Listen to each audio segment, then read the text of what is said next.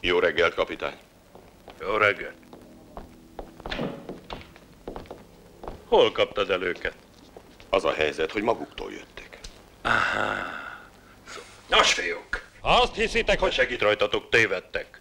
A törvény teljes szigorával le fog sújtani rátok. Félreértett, kapitány, ezek a fiúk azért jöttek a rendőrségre, hogy belépjenek. Itt a jelentkezési lapjuk.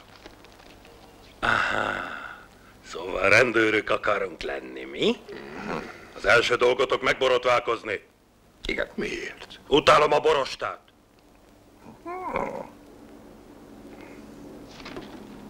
Tehát, te vagy Wilbur Walsh. Nem, ő az. Semmi közöm hozzá. Alig ismerem.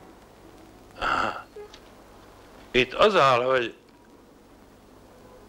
kiutasítottak Kanadából lopás, garázdaság és a hatóságokkal való szembeszegülés miatt. Azt mondta, hogy Kanadából, uram? Igen, itt ez áll, Kanadából.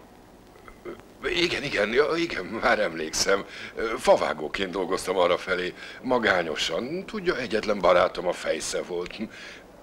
Mindig egyedül a fák és a farkasok között. Folyton csak a munka. Így aztán szombat esténként bementem a városba, mókázni egy kicsit a pohár és a tyúkok mellett. Ilyenkor előfordul, hogy vita támad. Maga is tudja, hogy megy, az nem igaz? Nem. Nem. Baptista vagyok, nem iszom. Sejtettem. Na. A te neved Matthew Kirby?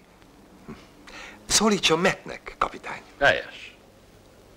Tehát, lássuk csak, azt írja, hogy erőszakoskodás miatt eltiltották. Mitől tiltottak el? A baseballtól. A vörös rókákkal játszottam akkor. Az okicsóki vörös rókák? Igen, nagyon jó kis csapat volt. Ismertem őket. Kapitány, akarja, hogy elmeséljem a sztorit? Na jó.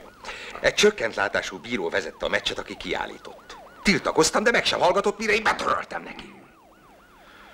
Ha tudnám, hol lehet az a barom. De addig jó neki, amíg nem tudom, mert ha még egyszer a kezem közé keveredik... Megadjam a címét?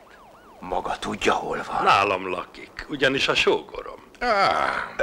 Csak vicceltem. Szeretnék bocsánatot kérni tőle. Végül is igaza volt. Remekül lát a pályán, és semmivel se vádolható.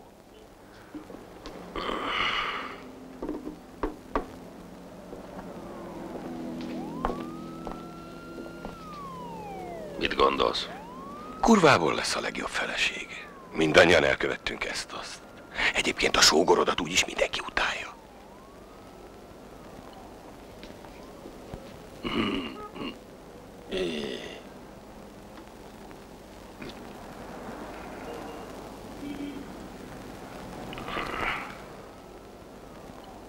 Figyelj, pajtás!